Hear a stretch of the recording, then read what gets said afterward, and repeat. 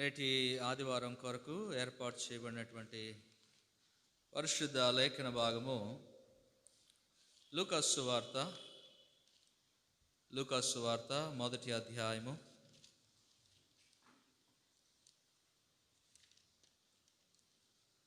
68వ వచనం నుండి 75వ వచనం వరకు ఉన్నటువంటి వాక్య భాగము మనము చదువుకునిన్నాం. లూకాసు వార్త మొదటి అధ్యాయము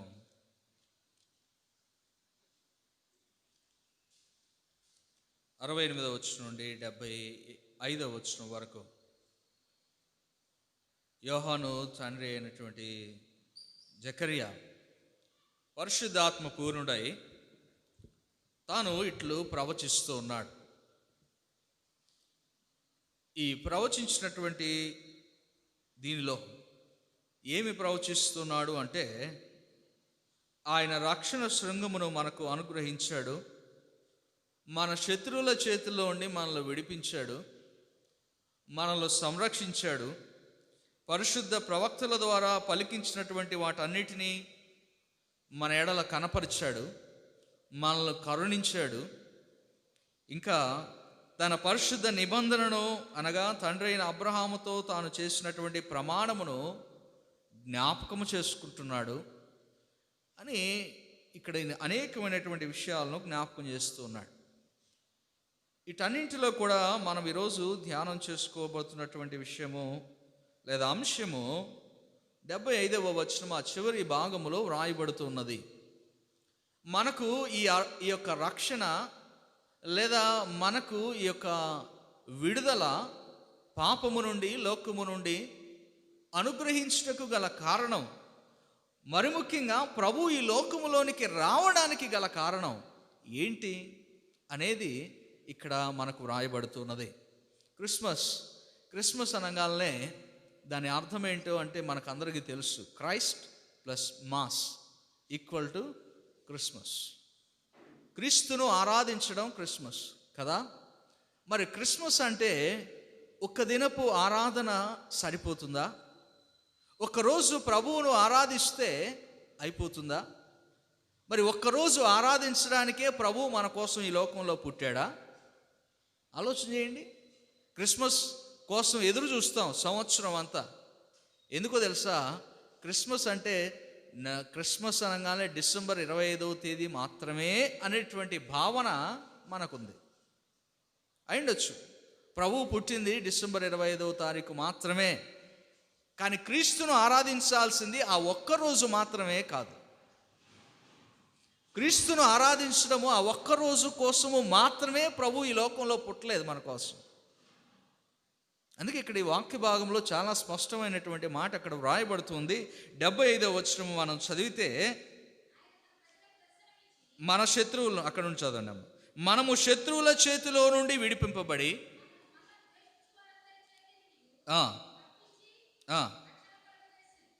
కాదమ్మా కిందకి వెళ్ళండి. అబ్రహాముతో తాను చేసిన ప్రమాణం జ్ఞాపకం చేసుకున్నటకును మనము శత్రువుల చేతిలో నుండి విడిపింపబడి మన జీవిత కాలమంతయు నిర్భయులమై ఆయన సన్నిధిని పరిశుద్ధముగాను నీతిగాను ఆయనను సేవించుటను అనుగ్రహించుటకును ఈ రక్షణ ఎందుకు మనకు కలిగింది అంటే, జకరియా ప్రవచిస్తూ అంటున్నాడు, మా జీవిత కాలం అంతయు, నాట్ ఫర్ వన్ డే. రేపు క్రిస్మస్ రోజు కనీసం ఈ మధ్యలో ఇంత సందు కూడా ఉండదు, పైన సందు ఉండదు, కింద స్థలం ఉండదు. ఎందుకని? ఒక ఆయన ఇలాగే, పండుగ క్రైస్తవులు ఇదిగోండి దండిగా మనలో ఉండారండి, సంఘాలన్నీ నిండే రోజు పండుగ నాడే నిజమండి. నిజం ఇది. సంఘాలన్నీ నిండిపోయే రోజు పండుగ రోజే. ఎందుకంటే వారికి ప్రభువు పుట్టింది ఆ రోజు మాత్రమే, ప్రభువును ఆరాధించేది ఆ రోజు మాత్రమే. కనీసం పండుగ నాడన్నా గుడికి వెళ్ళకపోతే ఎలాగండి అంటే మిగిలిన రోజు అవసరం లేదా? కానీ వాస్తవానికి జకరియా ప్రవచిస్తున్నటువంటి మాటలు ఏంటో తెలుసా? ఈ లోకంలోనికి ఆ రక్షణ మనకు అనుగ్రహించడానికి, ప్రభు ఈ లోకంలోనికి పంపించబడడానికి, ప్రభు ఈ లోకంలోనికి రావడానికి కారణం ఏంటో తెలుసా? మనము ఆయనను సేవించాలి. We have to worship him, we have to serve him. ప్రభువును మనము సేవించవలసినటువంటి వారము ఎంతకాలము, ఎప్పుడు అంటే కేవలం ఆయన పుట్టిన దినమున మాత్రము కాదు, కానీ జీవితకాలం అంతయు అంటాడు ఇక్కడ. ఈరోజు మనం ధ్యానం చేసుకుంటున్నటువంటి అంశం అదే. మన జీవితకాలం అంతయు ఆయనను సేవించాలి. ఈ రక్షణ అందుకే వచ్చింది మనకి. దేవుడు మనకి రక్షణ అనుగ్రహించింది అందుకే. కేవలం ఒకరోజు ఆరాధించడానికి కాదు, లేదా ఒక సమయమున 1 గంట 2 గంటలో ప్రభువును స్తుతించడానికి కాదు. జీవితకాలం అంతయు, from the day 1 to the last day. నీవు బ్రతికి ఉన్న నీ జీవితకాలం అంతా మొదటి దినము నుండి ప్రారంభించి నీ ఆఖరి దినము, ఆఖరి గడియ వరకు ప్రభువును సేవించవలసినటువంటి వారు. That is the purpose. దేవుడు ఈ లోకంలోనికి రావడానికి, రక్షణ మనకు అనుగ్రహించడానికి, మన శత్రువుల చేతిలో నుండి మనల్ని విడిపించడానికి, మనకు రక్షణ శృంగమును అనుగ్రహించడానికి కారణం జీవితకాలం అంతా సేవించాలని, ఒక్కరోజు సేవించడానికి కాదు. మరి మనం సేవిస్తున్నామా జీవితకాలం అంతా? జీవితకాలం అంతా ప్రభువును సేవించగలుగుతున్నామా? ఒకవేళ సేవించలేకపోతే ఇప్పటైనా ఆలోచన చేయాలి. ఎందుకంటే క్రిస్మస్ రోజు మాత్రమే ప్రభువును ఆరాధించడం అనేది క్రీస్తు కోరుకుంటున్నది కాదు. క్రిస్మస్ రోజు మాత్రమే ప్రభు సన్నిధిలో ఉండాలి, ఆ రోజు మాత్రమే పరిశుద్ధంగా ఉండాలి, ఆ రోజు మాత్రమే మంచిగా ఉండాలి అనుకోవడము దేవుడు కోరుకునేది కాదు. దేవుడు మనకు రక్షణ ఇచ్చింది, విడుదల ఇచ్చింది, విమోచన ఇచ్చింది, మన పాపముల కొరకు ఆయన రక్తము కార్చింది. అందుకు కాదండి, జీవితకాలం అంతయు సేవించాలి ఆయన.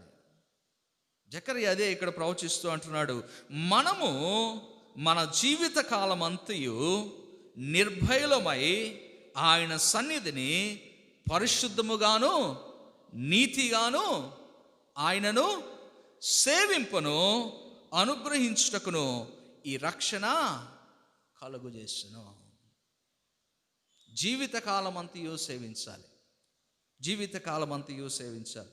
యెహోషువ అంటాడు 24వ అధ్యాయంలో, యెహోషువ ఇశ్రాయేలు జనులకు విడుదలిచ్చి విమోచనిచ్చి యెహోవా వారిని నడిపిస్తే వారు తిరిగి మరలా లోకం వైపు, అన్ని దేవతల వైపు మరలిపోతున్నప్పుడు యెహోషువ మరలా గుర్తు చేస్తాడు, మనల్ని దేవుడు విడిపించి విమోచించి ఇదిగో ఈ కనాను దేశంలోనికి, వాగ్దాన దేశంలోనికి నడిపించినటువంటి మన దేవుణ్ణి లేదా యెహోవాను మీరు సేవించదురో లేదో, నేనైతే ఏమంటాడు అండి 15వ వచనంలో 24, యెహోవాను సేవించుట మీ దృష్టికి కీడని తోచిన ఎడలా మీరు ఎవరిని సేవించదురో, నది అద్దరిని మీ పితరులు సేవించిన దేవతలను సేవించదురో, అమోరియల దేశమున మీరు నివసించున్నారే వారి దేవతలను సేవించదురో, నేడు మీరు కోరుకునిడి మీరు ఎవరిని సేవింపగోరినను నేనును నా ఇంటి వారును యెహోవానే సేవించదము. ఈ మాట చెప్పడానికి ముందు యెహోవా దేవుడు వారి పట్ల చేసినటువంటి కార్యాలన్నింటిని గురించి చెప్పుకుంటూ వస్తాడు.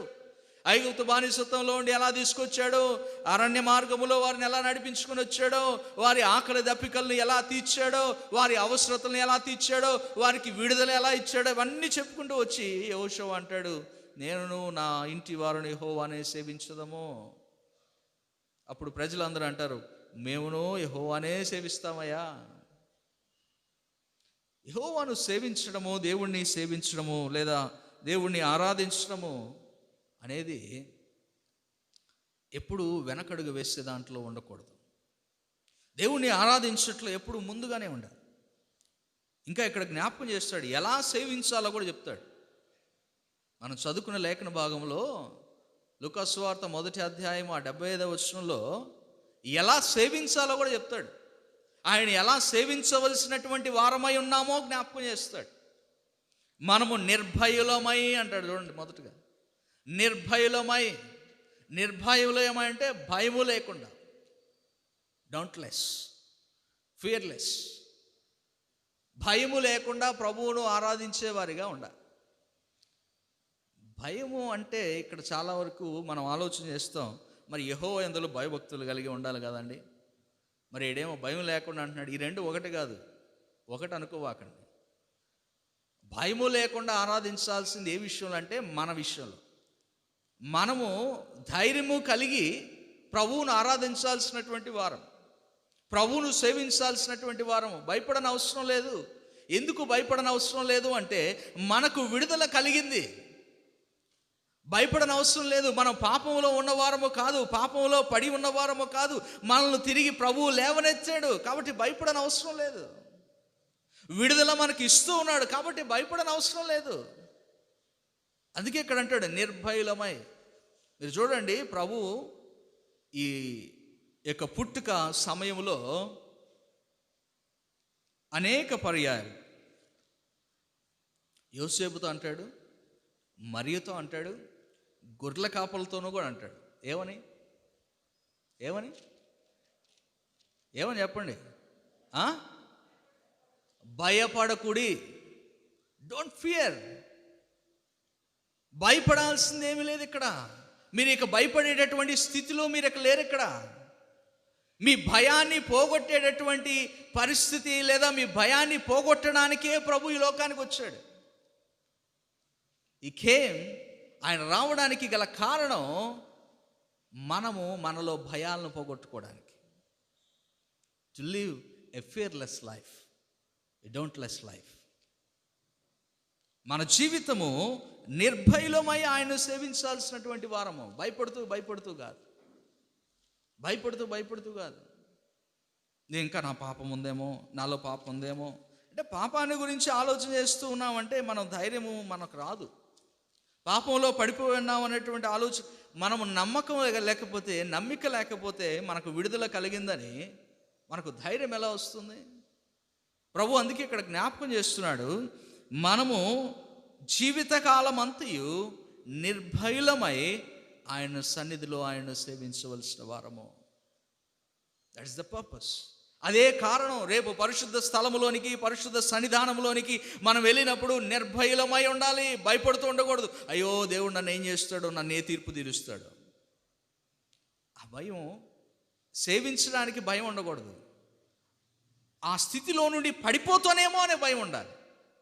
పరిశుద్ధమైనటువంటి స్థితిలో నుండి, ప్రభువు మనకిచ్చినటువంటి రక్షణ స్థితిలో నుండి ఒకవేళ పడిపోతామేమో అనే భయం ఉండాలి. కానీ ప్రభువును ఆరాధించే విషయంలో భయం ఉండకూడదు.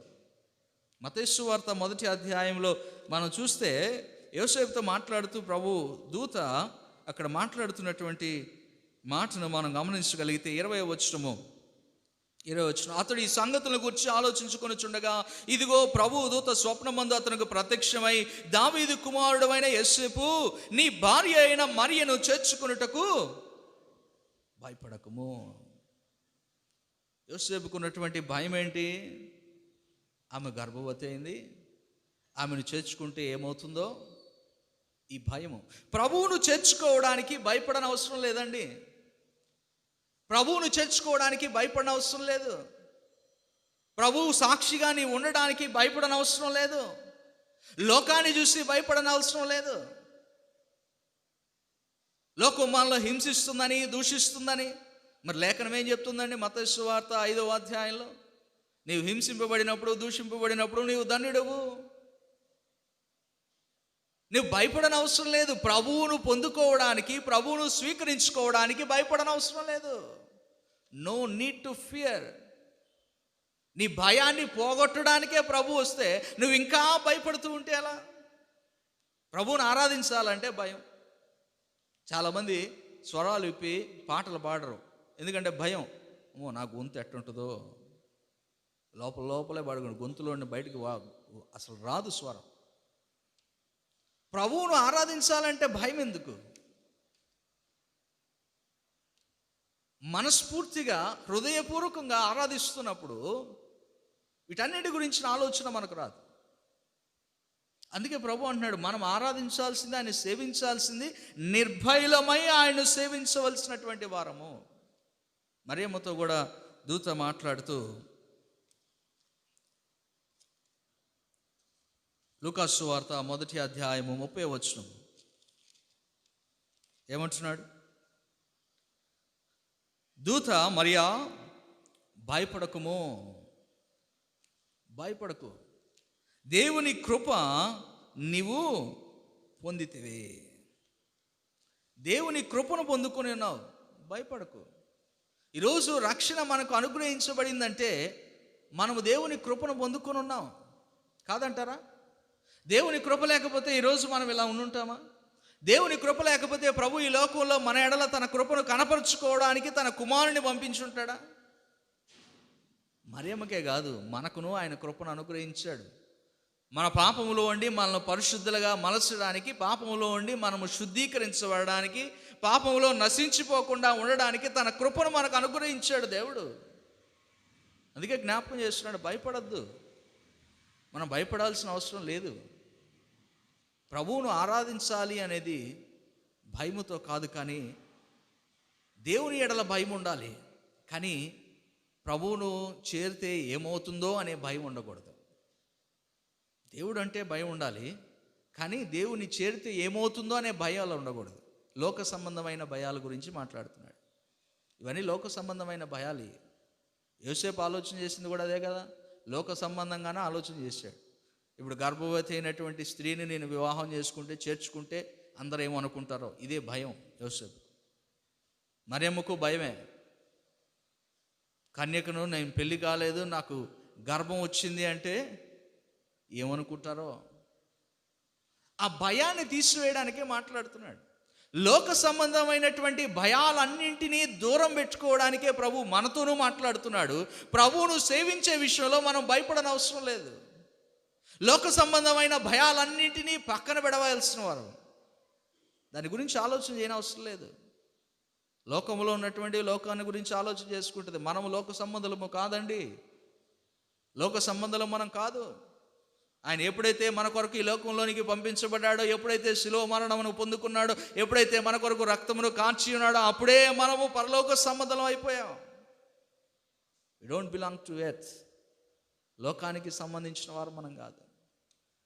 అందుకే ప్రభు అంటున్నాడు, మీరు లోక సంబంధులు కారు గనుక నిర్భయులై ఉండవలసినటువంటి వారు, భయము లేకుండా ప్రభువును ఆరాధించాల్సినటువంటి వారు. హెబ్రీయులకు రాసిన పత్రికలో కూడా చూడండి, 4వ అధ్యాయం.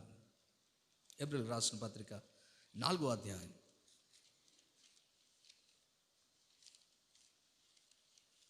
16వ వచనం.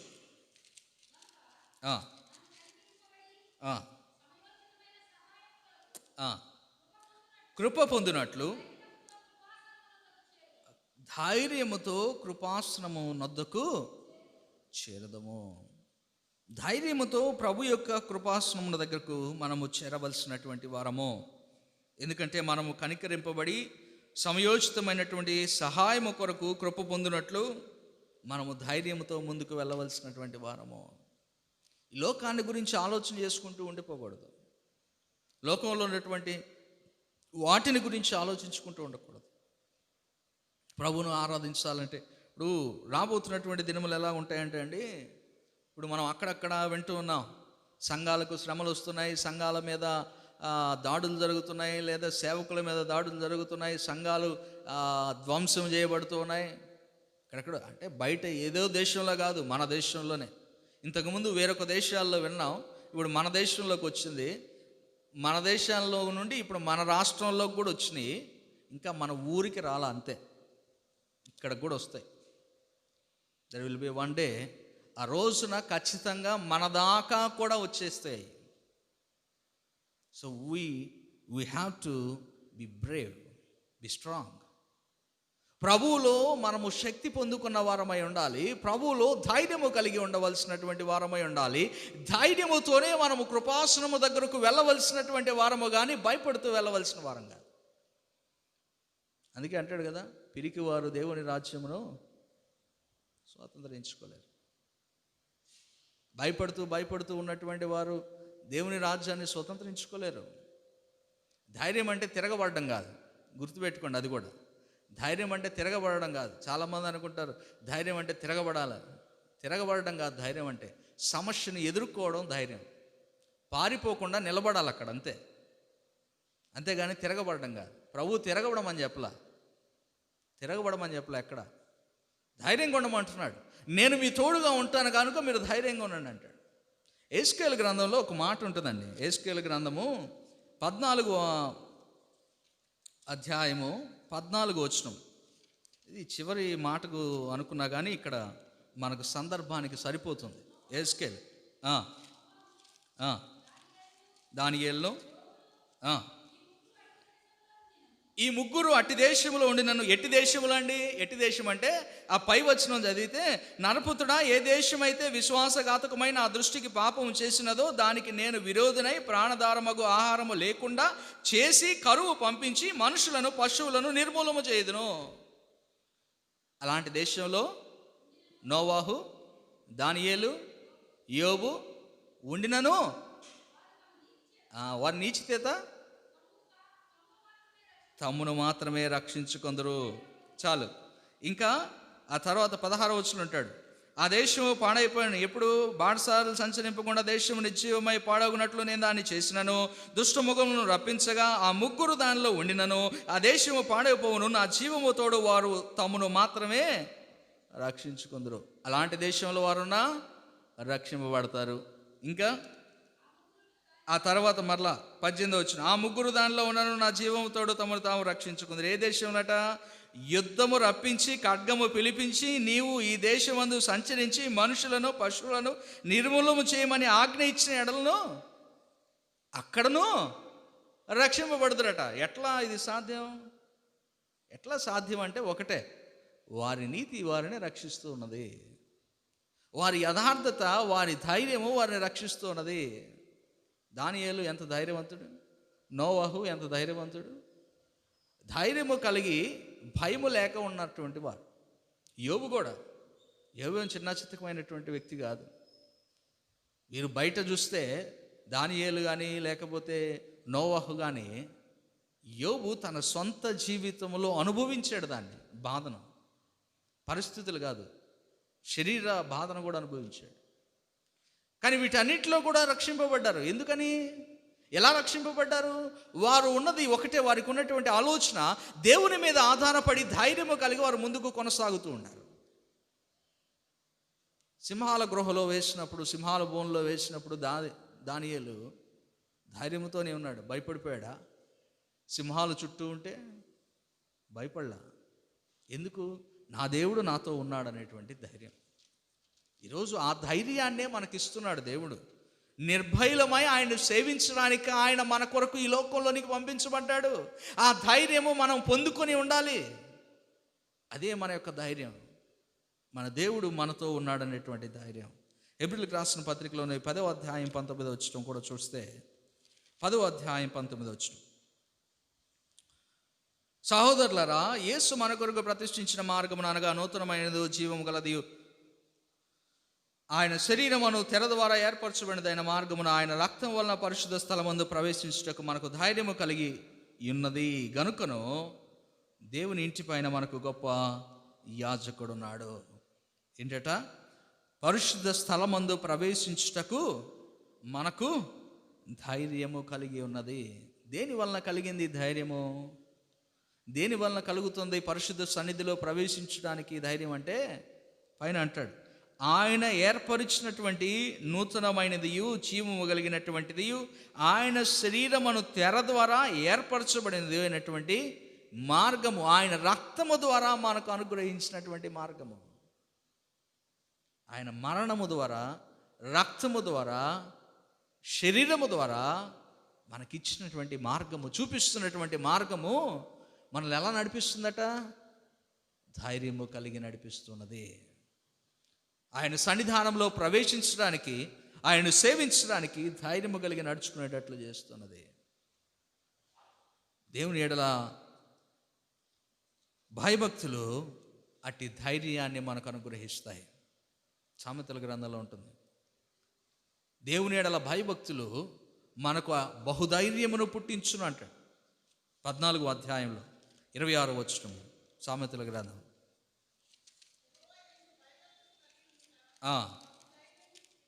బహుధైర్యమును పుట్టించును. కొంచెము ధైర్యం కాదు, బహుధైర్యము పుట్టించును. ఇలాంటి పరిస్థితులు వచ్చినా వాటిని ఎదుర్కొనుటకు కావలసినటువంటి ధైర్యాన్ని దేవుని ఎడల భయభక్తులు మనకు అనుగ్రహిస్తుంది. సో ఈరోజు జ్ఞాపకం చేస్తున్నాడు, ప్రభువును సేవించడం అనేది జీవితకాలం అంతయు చేయవలసినటువంటి వారము. అయితే జీవితకాలం అంతయు ఆయన ఎలా సేవించాలి అంటే, ఒకటి, నిర్భయలమై ఆయన సేవించాలి. నిర్భయలమై సేవించాలి. రెండవ మాటను కూడా చూద్దాం. లూకా సువార్త 1వ అధ్యాయము 75వ వచనం ఆ చివరి భాగంలో రాయబడుతున్నట్టు, ఆయన సన్నిధిని పరిశుద్ధముగాను నీతిగాను ఆయనను సేవింపవలను. రెండవ మాట ఏంటంటే, ఆయన సన్నిధిని పరిశుద్ధంగా సేవించాలి. పరిశుద్ధంగా సేవించాలి. మురికి కొట్టుకున్నటువంటి హృదయాలతో మనము సేవించడానికి వీల్లేదు. ఎందుకో తెలుసా? మురికి పట్టినటువంటి స్థలము, లేకపోతే అపరిశుద్ధమైనటువంటి స్థలములో దేవుడు ఉండడండి. ద్వితీయోపదేశ కాండంలోనికి వెళ్దాం. ద్వితీయోపదేశ కాండము 23వ అధ్యాయము 14వ వచనము చూడండి. దేవుడు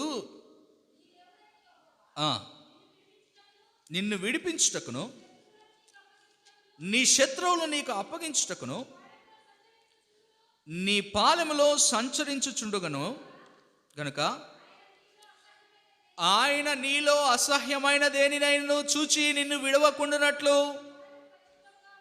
నీ పాలెము పరిశుద్ధముగా ఉండవలెను. దేవుడు మీకు అనుగ్రహిస్తున్నటువంటి విడుదల, విమోచన, లేకపోతే శత్రువులను మనకు అప్పగించడము ప్రభువు చేస్తున్నప్పుడు, ప్రభువు ఒకవేళ మనలో ఉన్నటువంటి, ఇక్కడ అంటాడు చూడండి, పాలెములో సంచరించుచున్నాడు గనుక అసహ్యమైనది ఏదైనా కనబడితే ఆయన విడిచిపోతాడు. కనుక పరిశుద్ధంగా ఉంచుకోండి మీ పాలెమును అని ఇక్కడ జ్ఞాపకం చేస్తున్నాడు. ప్రభువు మన జీవితంలో ఉండాలంటే, ప్రభువు మనతో ఉండాలి అంటే, మన జీవితము పరిశుద్ధంగా ఉండాలి. పరిశుద్ధంగా చేయడానికే ప్రభు వచ్చాడు. ఆ పరిశుద్ధతను నిలవబెట్టుకోవాలి మనం, కదా? మనల్ని పరిశుద్ధులుగా ఉంచడానికి, పరిశుద్ధులుగా మలచడానికే కదండి ప్రభు వచ్చాడు. నేను పరిశుద్ధుని గనక మీరును పరిశుద్ధులై ఉండవలను. అందుకే ప్రభు ఈ లోకంలోనికి మన కొరకు పంపించబడ్డాడు. పేతురు పత్రికలో ఉంటుంది. 1 పేతురు పత్రిక 1వ అధ్యాయం 14వ వచనంలో మనం చూడవచ్చు, నేను పరిశుద్ధునై ఉన్నట్లు మీరును పరిశుద్ధులై ఉండవలను. పరిశుద్ధత అనేది మనకు మనం పొందుకునేది కాదు, కానీ ఆయన రక్షణ ద్వారా మనకు అనుగ్రహించబడింది. ఆయన రక్షణ ద్వారా మనకు అనుగ్రహించినటువంటి రక్షణ ద్వారా పొందుకున్నటువంటి పరిశుద్ధత మనము నిలుపుకోవలసినటువంటి వారు. ఆ పరిశుద్ధతతోనే ప్రభువును సేవించవలసినటువంటి వారు.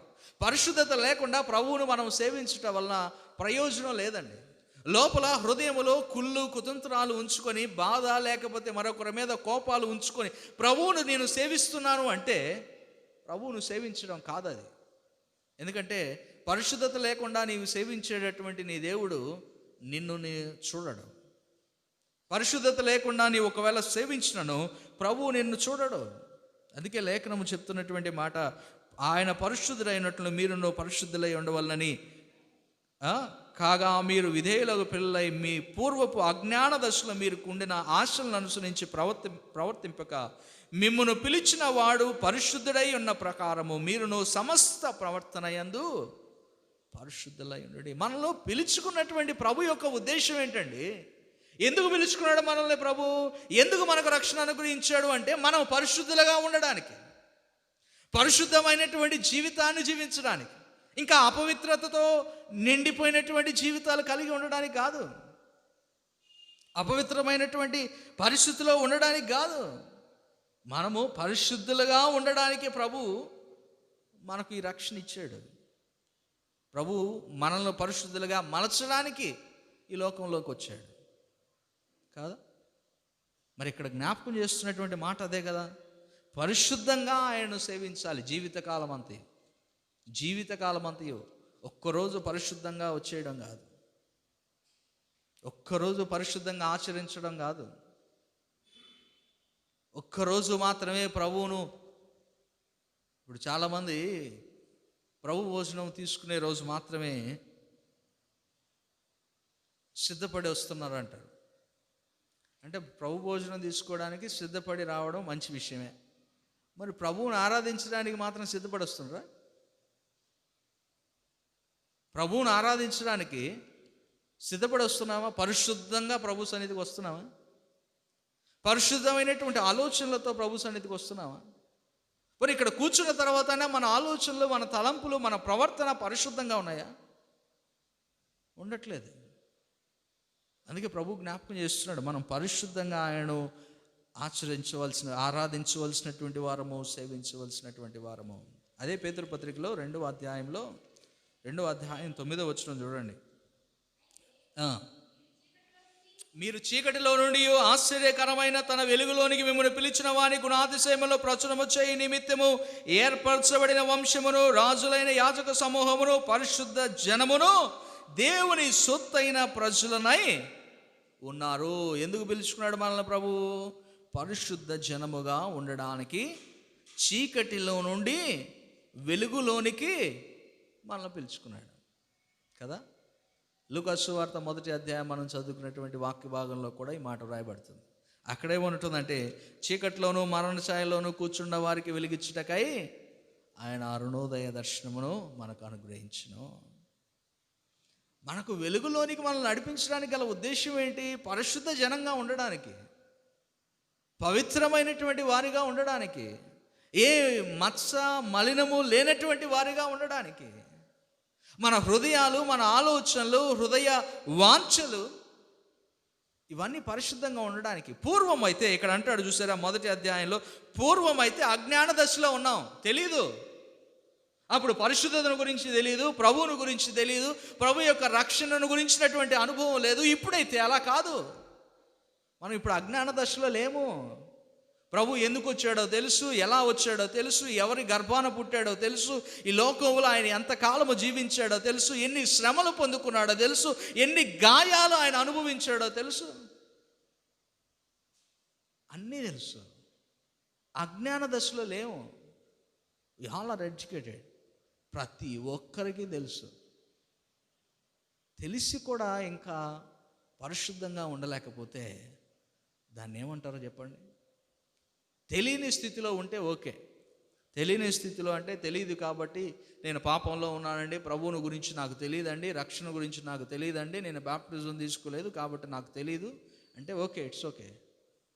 కానీ రక్షణలోకి వచ్చినటువంటి వారము, బాప్తిజం తీసుకున్నటువంటి వారము, ప్రభు భోజనం తీసుకుంటున్నటువంటి వారము, ప్రభువుకు సమీపముగా ఉండవలసినటువంటి వారము ఇంకా పరిశుద్ధంగా లేకపోతే మరి ఏమనాలి చెప్పండి? నేను ఏ ఒక్కరినో ఉద్దేశించి చెప్పట్లేదు, అందరి గురించి చెప్తున్నా, ఇంక్లూడింగ్ మీ, నాతో కూడా కలుపుకొని. పరిశుద్ధత అనేది అది పరిపూర్ణమైన స్థితికి రావాలి. అది వస్తూ ఉండాలి. ఎవరు పరిపూర్ణులు కాదు. ఎవరు పరిశుద్ధతలో పరిపూర్ణులైనటువంటి వారు ఎవరు లేరు ఇక్కడ. ఎవ్వరు లేరు. నేను కూడా ఒకరోజు అబద్ధం చెప్పుంటానుగా, నేను కూడా ఒకరోజు తప్పు చేస్తుంటానుగా, చేయకుండా లేదుగా. అందరూ చేస్తుంటారు, అందరూ అబద్ధం చెప్పుకుంటారు. ఇక్కడ ఏమవుతుందంటే ఆ పరిశుద్ధతను గురించి ఆలోచన చేయట్లేదు ఎవరు. పరిశుద్ధత అంటే ప్రార్థన చేసుకుంటున్నాం చాలు, అది పరిశుద్ధత అనుకుంటున్నారు. కాదు. పరిశుద్ధత అనేది హృదయంలో శుద్ధి కలిగినటువంటి స్థితి కలిగి ఉండడం, శుద్ధమైనటువంటి హృదయము కలిగి ఉండడం, హృదయంలో ఎటువంటి ఆలోచనలు, దేవునికి వ్యతిరేకమైనటువంటి తలంపులు లేకపోవడం, అది పరిశుద్ధత. ఒకసారి ప్రభు వచ్చిన తర్వాత ఆ పట్టణము, ఆ దేశము, లేదా ఆ కుటుంబము, లేదా ఆ శరీరము పరిశుద్ధంగా ఉండాలి. అది పరిశుద్ధంగా ఉండాలి. అందుకే ఇక్కడ ఈ మాటను ప్రభు జ్ఞాపకం చేస్తున్నాడు. హెబ్రీయులకు రాసిన పత్రిక కూడా చూడండి, 9వ అధ్యాయం. హెబ్రీయులకు రాసిన పత్రిక 9వ అధ్యాయం 14వ వచనం. నిత్యుడగు ఆత్మ ద్వారా తన్ను తాను దేవునికి నిర్దోషినిగా క్రీస్తు యొక్క రక్తము నిర్జీవ క్రియలను విడిచి జీవము గల దేవుణ్ణి సేవించుటకు మీ మనస్సాక్షిని ఎంతో ఎక్కువగా శుద్ధి చేయను. ఆయన రక్తము మన మనస్సాక్షిని శుద్ధి చేయాలి. అది పరిశుద్ధత అంటే. మన మనస్సాక్షిని, మన హృదయాన్ని, మన ఆలోచనలను శుద్ధి చేయాలి. ప్రభు యొక్క రక్తము కార్చింది శిలువ మరణాన్ని పొందుకుంది భౌతిక సంబంధమైనటువంటి పరిశుద్ధతను గురించి కాదు, భౌతిక సంబంధమైనటువంటి శుద్ధీకరణ గురించి కాదు. అందుకే దానిని కూడా వ్రాస్తాడు పై వచనాల్లో, గతములో బలులు అర్పించి ఆ బలుల యొక్క రక్తమును లేకపోతే ఆ బూడిదను తీసుకుని వచ్చి వారి మీద చల్లుట ద్వారా, చూడండి పైన అంటాడు 12వ వచనంలో, మేకల యొక్కయో కోడెల యొక్క రక్తముతో కాక తన స్వరక్తముతో ఒక్కసారే పరిశుద్ధ స్థలంలో ప్రవేశించిన ఏలైనగా మేకల యొక్కయో ఎడ్ల యొక్క రక్తమును మైలుపడిన వారి మీద ఆవు దూడ బూడిద చల్లుటయు శరీర శుద్ధి కలుగునట్లు వారిని పరిశుద్ధపరచబడిన ఎడల నిత్యుడగు తండ్రి తన రక్తముతో మనల్ని మనస్సాక్షులను శుద్ధీకరించును. శరీరానికి, పై శరీరానికి శుద్ధీకరణ గురించి ఆలోచన చేస్తున్నాం, కానీ మనస్సు యొక్క శుద్ధీకరణ గురించి ఆలోచన చేయాలి. ఇక్కడ ప్రభువును సేవించేటటువంటి వారము మన మనస్సు శుద్ధమైనదిగా ఉండాలి, పరిశుద్ధమైనదిగా ఉండాలి. మనసులో అనేకమైన ఆలోచనలు. ఆ రోజు ఒకవేళ పండుగ రోజు వస్తే మాట్లాడుకుంటూనే ఉంటారు చాలామంది, మర్మరింగ్ వినపడతా ఉంటాయి, గుసగుసలు. పండుగ రోజు ఈరోజు చెప్పా కదా, పండుగ రోజు మళ్ళీ గుర్తు చేసుకోండి ఒకసారి ఈ మాట, ఖచ్చితంగా ఉంటాయి. ఏం మాట్లాడుకుంటూ ఉంటారు చెప్పండి? వదినా ఈ చీర బాగుంది, ఎడకొన్నావు, ఏం అప్పలు చేసినావు, బిర్యానీ చేసినావా? మర్మరింగ్. ప్రభు సన్నిధిలో ఉండి ప్రభువును ఆరాధించడానికి వచ్చి మన ఆలోచనలు ఎక్కడ ఉంటున్నాయి? ఆ రోజు ఎవరి ఆలోచనలు వాక్యం మీద ఉండవు. ఖచ్చితంగా చెప్తున్నా. ఎవరు ఏ నగలేసుకొచ్చారా, ఎవరు ఏ చీర కట్టుకొచ్చారా, వీటి మీదే ఉంటాయి. పర్పస్ మారిపోయిందండి. శరీర రీతిగా చూస్తున్నావే కానీ క్రిస్మస్ను ఆత్మీయంగా చూడట్లా. ఆత్మీయంగా చూడస్తే, ఆత్మీయంగా మనం ఆలోచన చేయగలిగితే మన హృదయాలను శుద్ధీకరించడానికి ప్రభు వచ్చాడు. ఆ శుద్ధీకరించబడినటువంటి స్థితిలో ప్రభువును ఆరాధించాలని కోరుకుంటున్నాడు. పరిశుద్ధంగా ప్రభువును ఆరాధించాలనుకుంటున్నాడు. పరిశుద్ధ జనముగా ఉండడానికి ప్రభు మన కొరకు ఈ లోకానికి వచ్చాడు. కానీ మనం ఉంటున్నామా ఇక్కడ? అందుకే ఆ మాటను జ్ఞాపకం చేస్తున్నాడు. ఈడ రక్తము ద్వారా, నిత్యుడగు తండ్రి తన రక్తము ద్వారా మన మనస్సాక్షులను మరి ఎక్కువగా శుద్ధీకరించును. ప్రభు జ్ఞాపకం చేస్తున్నాడు. పరిశుద్ధత మనకు చాలా అవసరము. పరిశుద్ధత కలిగినటువంటి జీవితాలు మనకు అవసరము. 1 తెస్సలోనిక పత్రిక 4వ అధ్యాయము 7వ వచనము కూడా మనం చూడగలిగితే, 1 తెస్సలోనిక పత్రిక 4వ అధ్యాయము 7వ వచనము, పరిశుద్ధులగుటకే దేవుడు మనల్ని పిలిచిన గాని అపవిత్రులుగా ఉండుటకు పిలవలేదు. నోట్ చేసుకోండి ఈ పాయింట్. ఎవ్రీడే, ప్రతి దినము కంటద పట్టండి ఈ వాక్యాన్ని. పరిశుద్ధులుగా ఉండడానికే ప్రభు మనల్ని పిలిచాడు. పరిశుద్ధులుగా ఉండడానికే ప్రభు మనల్ని పిలిచాడు. పరిశుద్ధులుగా ఉండడానికే ప్రభు ఈ లోకానికి వచ్చాడు. పరిశుద్ధులుగా ఉండడానికే ప్రభు తన శిలువ మీద రక్తమును కార్చాడు. పరిశుద్ధులుగా ఉండడానికే, ద ఓన్లీ పర్పస్, ఒకే ఒక కారణం ప్రభు ఈ లోకంలోనికి రావడానికి. పరిశుద్ధత లేదండి మానవుల్లో. పరిశుద్ధతను పోగొట్టుకున్నాడు, కోల్పోయాడు పాపం వలన. ఆ పరిశుద్ధతను తిరిగి ఇవ్వాలనుకుంటున్నాడు ప్రభు ఇప్పుడు. మరి అది ఇవ్వడానికి వస్తే మరి అది పొందుకుంటున్నామా? ఆ పరిశుద్ధత కలిగి ప్రభువును ఆరాధిస్తున్నామా? ఆలోచన చేయండి. పరిశుద్ధంగా ప్రభువును ఆరాధించలేకపోతే ఆ ఆరాధనకు అర్థం లేదు. ఆరాధనకు అర్థం లేదు. పరిశుద్ధంగా ప్రభువును ఆరాధించలేకపోతే దానికి అది ఆరాధన కానే కాదు. ఒకవేళ నీ దృష్టిలో, నా దృష్టిలో ఆరాధన కావచ్చేమో కానీ దేవుని దృష్టిలో కాదు. అందుకే ప్రభు అంటున్నాడు, అపవిత్రులుగా ఉండుటకు పిలవలేదు, పరిశుద్ధంగా ఉండడానికే పిలిచాను. మరొక మాటను కూడా చూద్దాం. కొరింథీయులకు రాసిన మొదటి పత్రిక 6వ అధ్యాయం 11వ వచనం. 1 కొరింథీ పత్రిక 6వ అధ్యాయం 11వ వచనం. మీలో కొందరు అటివారై ఉంటుంది కానీ ప్రభు అయిన యేసు క్రీస్తు నామమును మన దేవుని ఆత్మయందును మీరందరూ కడుగబడి పరిశుద్ధపరచబడిన వారై నీతిమంతులుగా తీర్చబడిరి. పరిశుద్ధపరచబడిన వారం అయితేనే నీతిమంతులుగా తీర్చబడతాం. ఓకేనా? మూడవ మాట కూడా ధ్యానం చేసుకుందాం. మొదటిది, నిర్భయలమై ఆయన సేవించాలా. రెండు, పరిశుద్ధలమై ఆయన సేవించాలా. మూడోది, నీతిగా ఆయన సేవించాలా. మరి ఆ నీతి రావాలంటే ముందేం రావాలా? పరిశుద్ధత కావాలా. నీతిగా ఆయన ఆరాధించాలంటే, నీతిమంతులుగా ఉండాలి అంటే ముందు మన జీవితాలు పరిశుద్ధం కావాలా. పరిశుద్ధపరచబడిన తర్వాతే నీతిమంతులుగా అవుతాం. అందుకే ఆ మాటను జ్ఞాపకం చేస్తున్నాడు. లూకాసు వార్త 1వ అధ్యాయం 75వ వచనం ఆ చివరి మాటను మరలా చూద్దాం. ఏమంటున్నాడు? ఆయన సన్నిధిని పరిశుద్ధముగాను నీతిగాను ఆయన సేవింపను అనుగ్రహించుటకును ఈ రక్షణ కలుగజేస్తును. నీతిగా ఆయన్ను సేవించడానికి ఈ రక్షణ మనకు అనుగ్రహించాడు. నీతిగా రైచియస్నెస్, డోంట్లెస్నెస్, హోలీనెస్ అండ్ రైచియస్నెస్, ఇవి మనకు కావాలి. రైచియస్నెస్, నీతిగా ప్రభువును ఆరాధించాలి. మత్తయి సువార్త 1వ అధ్యాయము 19వ వచనంలో యోసేపును గురించి వ్రాయబడుతున్నటువంటి మాట, యోసేపు నీతిమంతుడై మరియమ్మను యోసేపు నీతిమంతుడైండి ఆమెను అవమానపరచునలక రహస్యముగా ఆమెను విడనాడా ఉద్దేశించును. యోసేపు నీతిమంతుడై ఉన్నాడు.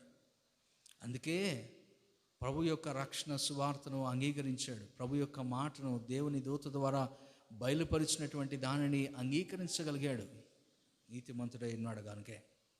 ఆమెను అవమానపరచునొల్లక నీతిమంతుడై ఉన్నాడు కనుక దాన్ని యాక్సెప్ట్ చేశాడు. నీతిమంతుడు ఎలాంటి పరిస్థితులైనా హీ విల్ యాక్సెప్ట్, దాన్ని ఎదుర్కోవడానికి. ఎందుకంటే అందులో నుండి అది అతని నీతిని బట్టి కాదు. కానీ అబ్రహాం విషయంలో ఒక మాట ఉంటుంది, రోమీయులకు రాసిన పత్రిక 4వ అధ్యాయం. అబ్రహాము అతడు దేవుని నమ్మెను, అది అతనికి నీతిగా ఎంచబడెను. యోసేపు దేవుని మీద నమ్మాడు. దేవుని నమ్మాడు కాబట్టే నీతిమంతుడే ఉండగలిగాడు. నమ్మకము మనల్ని నీతిలోనికి నడిపిస్తుంది. గుర్తుపెట్టుకోండి, నమ్మకమైనటువంటి జీవితము మనలో నీతియుక్తమైనటువంటి జీవితంలోనికి తీసుకొని వెళ్తుంది. The result of faith and holiness is righteousness. యథార్థత లేదా నీతి అనేది అర్థం ఏంటంటే the faith and the holiness equal to righteousness. విశ్వాసము, పరిశుద్ధత, ఈ రెండు మనల్ని నీతిలోనికి నడిపిస్తుంది, నీతిమంతులుగా మలుస్తుంది. So holiness is our actions of faith, but righteousness is the state of being. మనం ఒకటే అనుకోవచ్చు, పరిశుద్ధత, నీతి అంతా ఒకటే కదండి అనుకోవచ్చు. కాదు, there is a slight difference between righteousness and the holiness. Holiness అంటే, పరిశుద్ధత అంటే, holiness it's a actions of faith. విశ్వాసం యొక్క క్రియలను కనపరిచేది పరిశుద్ధత. రైచియస్నెస్ అంటే ఏంటంటే, righteous is our state of being. నువ్వు ఏమై ఉన్నావో దాన్ని చెప్పేది, అది క్రియలను చెప్పేది. అయితే పరిశుద్ధత ఇది నీవు ఏమై ఉన్నావో చెప్పేటటువంటిది. సో ఆ నీతి అనేది మన జీవితాల్లో కావాలి. నీతితో ప్రభువును ఆరాధించడము, సేవించడం అనేది కావాలి. నీతి విషయము ఆకలి దప్పికలు కలిగి ఉన్న వారి స్థితిలో మనం ఉండాలి. నీతి విషయము హింసింపబడినటువంటి స్థితిలో మనం ఉండాలి. నీతి విషయము దూషింపబడినటువంటి స్థితిలో ఉండాలి. ప్రభువును సేవించడానికి, నీతియుక్తమైనటువంటి జీవితాన్ని కలిగి ఉండడానికి ఎప్పుడూ సిద్ధంగా ఉండాలి. లేఖనాలు చెప్తున్నాయి, నీతియుక్తమైన జీవితము ప్రభు మన జీవితంలోనే కోరుకుంటున్నాడు. ఇందా మనం చదువుకున్నాం కదా, యెహెజ్కేలు గ్రంథము 14వ అధ్యాయం 14వ వచనం. ఏం రాయబడుతుంది అక్కడ? నోవాహు, దానియేలు, యోబు ఒక సందర్భంలో కాదండి, వారిని రక్షించింది ఏంటో తెలుసా?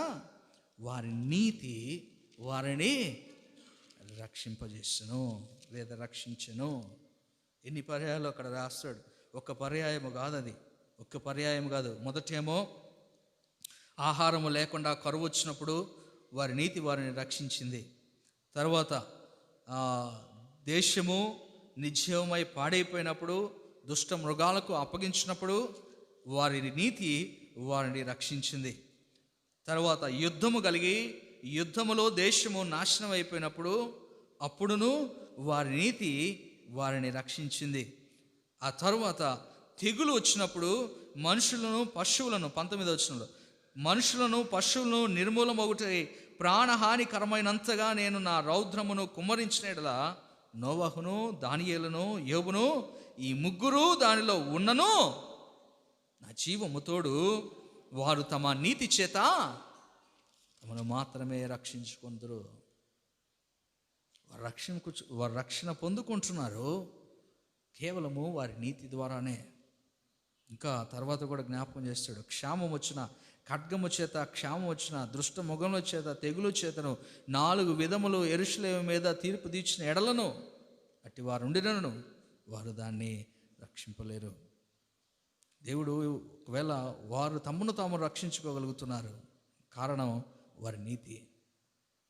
వారందరినీ రక్షించుకోలేకపోతున్నారు, ఎందుకంటే వారందరికీ నీతి లేదు, వీరిలో మాత్రమే నీతి. అదే అక్కడ జ్ఞాపకం చేస్తాడు, వీరు నీతిమంతులు.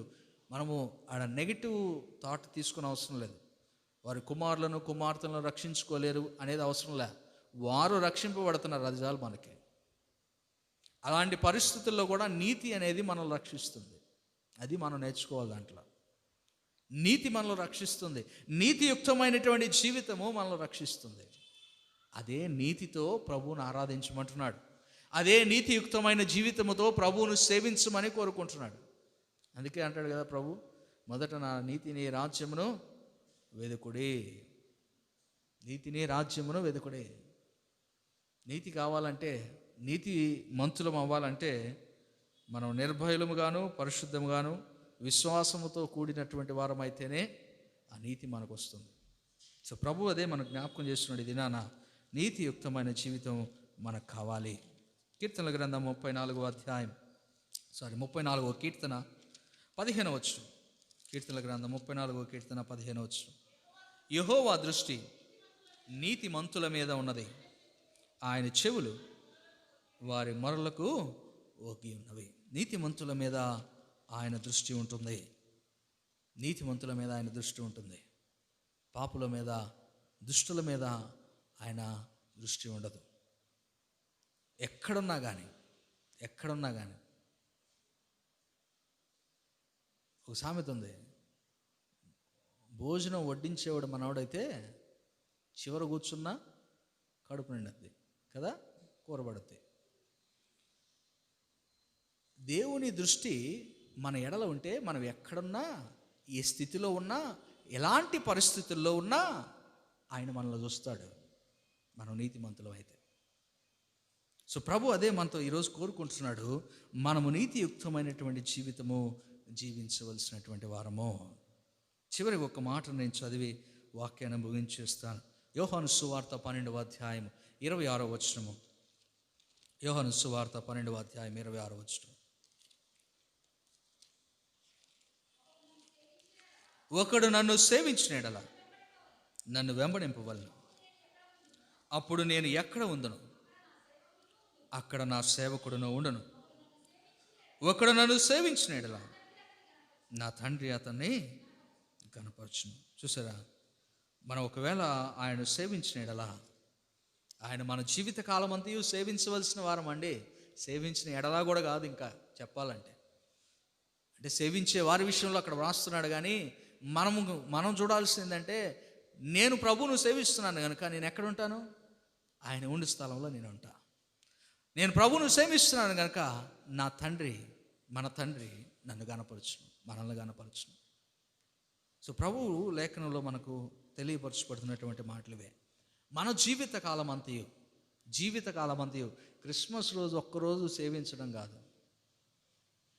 రానోళ్ళకి చెప్పండి, కనీసం ఇంకొక వారం ఉంది మధ్యలో, క్రిస్మస్ రోజే కాకుండా కనీసం ఇప్పుడైనా రండి అని చెప్పండి. ప్రభువును సేవించాలా నీ జీవితకాలం అంతా. ఒక ఆదివారం అనట్లా, ఒక పండుగ రోజు మాత్రమే అనట్లా, ఒక ప్రత్యేకమైన దినమును మాత్రమేనట్లా జీవితకాలం అంతా ఎవ్రీడే ప్రతి దినము మన జీవితంలో ప్రభువును సేవించాల్సిందే, ప్రభువును వెంబడించాల్సిందే. ఎవరు సేవిస్తున్నారో వారు ఆయన్ని వెంబడిస్తారు. లేఖనం చెప్తుంది అదే కదా, ఎవరు సేవిస్తున్నారో మనం ఆయన వెంబడించవలసిన వారమే. అయితే సేవించేటటువంటి మనము ఎలా ఆయన్ను సేవించాలంటే నిర్భయలమై సేవించాలి, పరిశుద్ధులమై సేవించాలి, నీతిగా సేవించాలి, నీతిమంతులమై సేవించాలి. సో అలాగున్న పరిశుద్ధాత్మ దేవుడు మనందరికీ తన కృపను అనుగ్రహించును గాక. ప్రార్థన చేసుకుందాం.